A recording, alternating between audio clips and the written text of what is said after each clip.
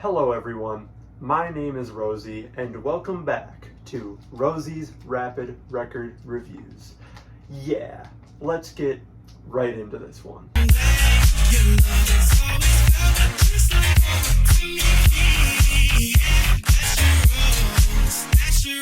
Today we are going to be talking about the 2003 album from Ween, Quebec.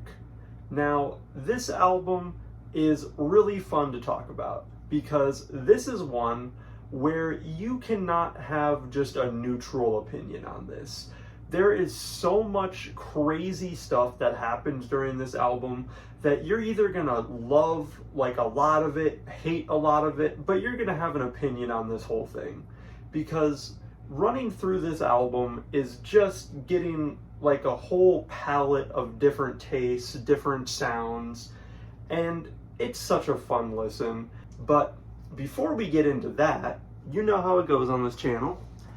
We draw the cover arts pretty poorly, and I was hyped to do this one. This is a really fun one, and this is what I got this time. Look at that. Bam, shabow, shebang. It is backwards on my end, but it'll be forwards for you. That's crazy. And if you look over here, you will see the actual art. Lovely, amazing, sets you up for the album just perfectly. I've been trying to format my reviews like differently lately because before I was just going through the entire track list song by song, and at a certain point that kind of became tedious.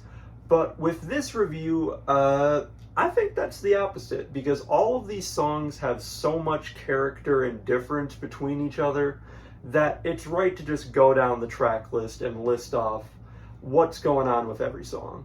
And we start off with an absolute bang with It's Gonna Be a Long Night. This shows you that the vocalist for Ween, I don't know his name, he's got 18 different voices and he's gonna let them off and all of them are gonna rip. Because on this one, he's doing this long, drawn out kind of rock voice. I don't even know how to explain it.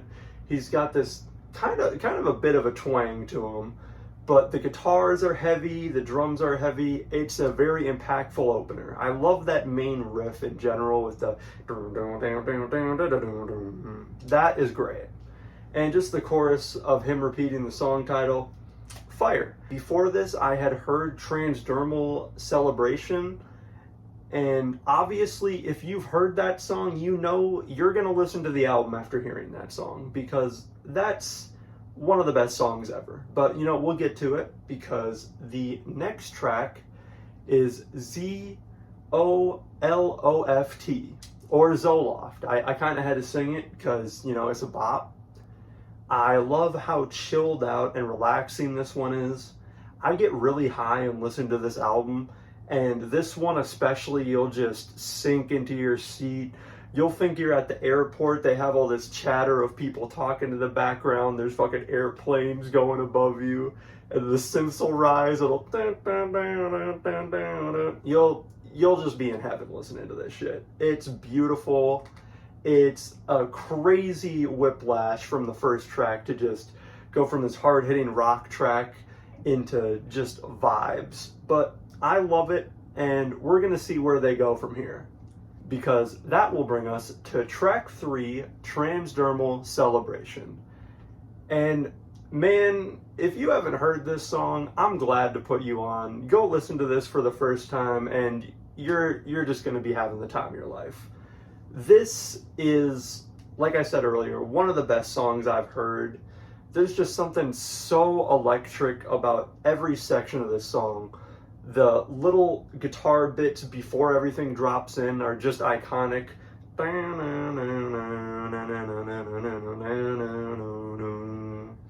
It's a great melody.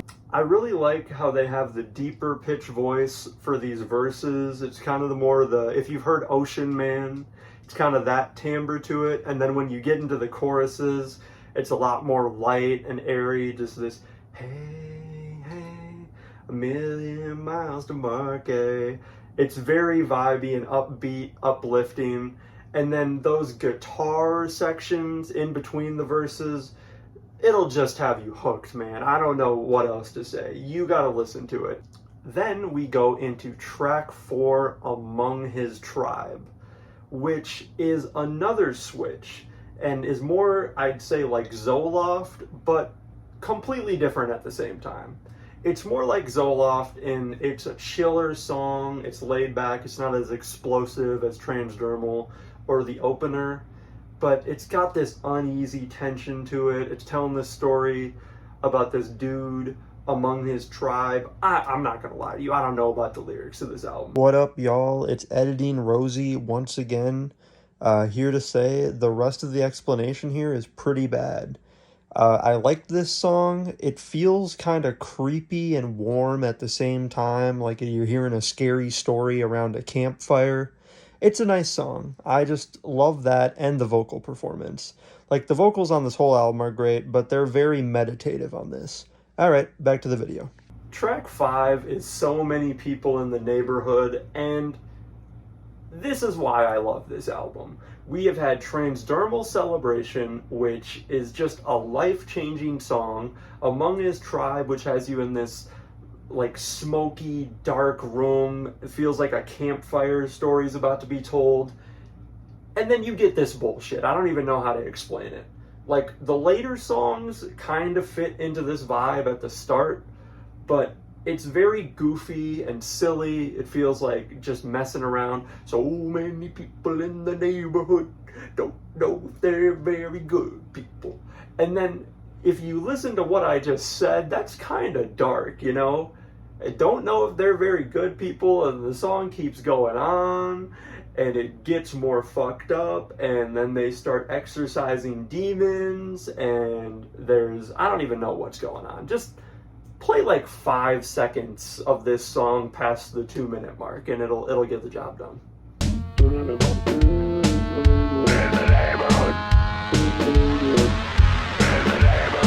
Next up is Tried and True, and this is the most fun one to sing on here. There's a lot of really catchy ones on here. It's just so much fun to listen to, so much fun to sing along.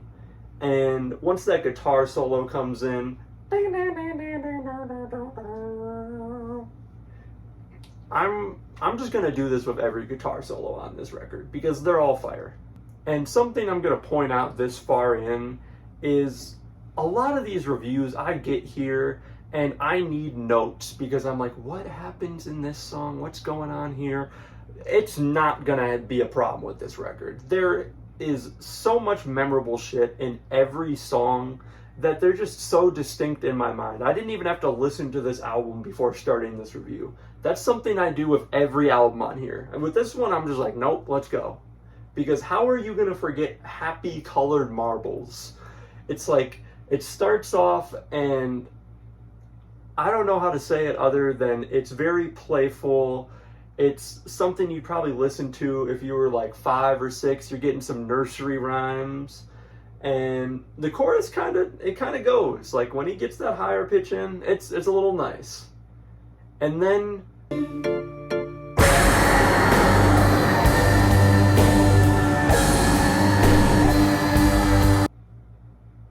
yeah, that all being said, if you liked the first half of that track, the next track, Hey There Fancy Pants, is gonna be right there for you. Hey there, fancy pants. If I'm being completely honest, if this was on any other album, if it was earlier on, this would not be for me. Just getting this shit after Happy Colored Marbles and something like, yes, I am looking at the track list to remember what it's called. I don't know what's going on. So Many People in the Neighborhood. There you go. You got it, Rosie. Let's go. Score! The next song, Captain, it's alright. Yeah, like I really don't have much to say about it. It's a nice song. It's in there, but I'm skipping over it because it's more of a chill track, but it more so sets us up for the next 2 songs on the album, which are just pure bliss. Chocolate Town's more upbeat and uplifting than I Don't Want It. You know, it's got a nicer pace to it. And the chorus is just so sweet. It fits the title Chocolate Town really well. And, you know, it's talking about, you know, breaking ground, going to Chocolate Town. Sounds like a fun time. Hey, you know, it's Editing Rosie back again. Wow, I don't have a beard this time. I don't know what the fuck I was on when I was recording this, but this explanation also made no sense.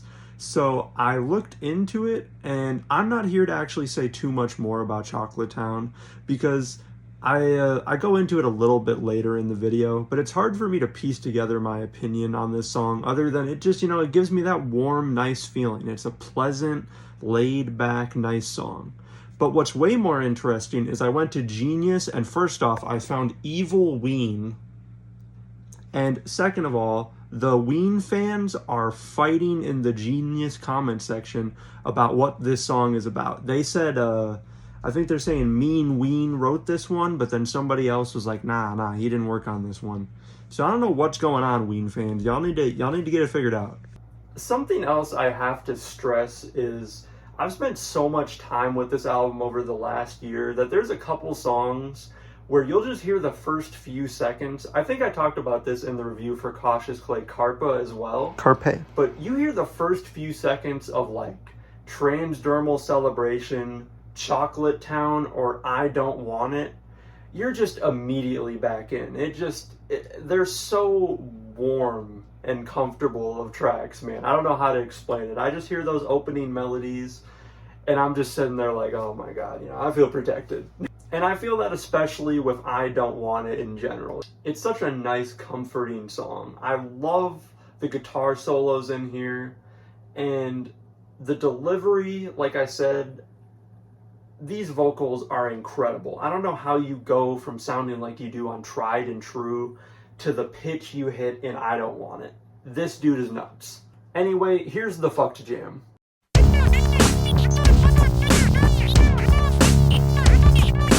There's going to be people who listen to this album and tell you, oh, what is this song? Why is this here? And they're the lame ones, because they've got to realize the song that really doesn't need to be here is the next song, Alcan Road. It's just, I'm not going to lie to you, it's just boring as fuck. Like, I love this album, but I don't listen to this song. If you like this one, good on you. You might be one of the few people that likes every song on this album. But I think it's a testament to just how weird and out there they got that even I dislike a single song on here, you know? To get into the actual last song, the Argus, and not the last song, because the last song on here, I'm just going to dismiss it. It's not that bad. I think if it was placed earlier on, I might like it more. But the Argus just kind of flexes on this motherfucker. Because they both have the same structure. They're about like 5 minutes each, and they have this long build-up into the climax of the song. But the problem with that is the climax of the last song is not as good as the climax in the Argus. Because the climax at the end of the Argus is the best moment on this fucking album. I'm not gonna lie to you. When those guitars and those drums finally come in, you've been waiting for 4 minutes and you get it in the last 30 seconds, it's just, oh my God, it's so satisfying. Even just thinking about it right now is giving me chills. But yeah, I've been sitting here talking for 20 minutes, kind of scattered. You know, that's how it's gonna be with Ween. But I love this album. Thank you for watching. I will see you all in the next one. And here are my favorite bits. RRRR.